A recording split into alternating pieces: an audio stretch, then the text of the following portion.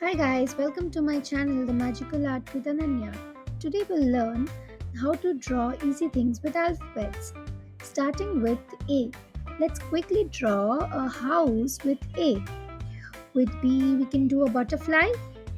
Hey, that's beautiful. That's easy also.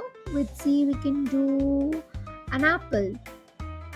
And with D what can we draw? A fish. Now let's quickly color it. And don't forget to like, share, and subscribe my channel, The Magical Art with Ananya.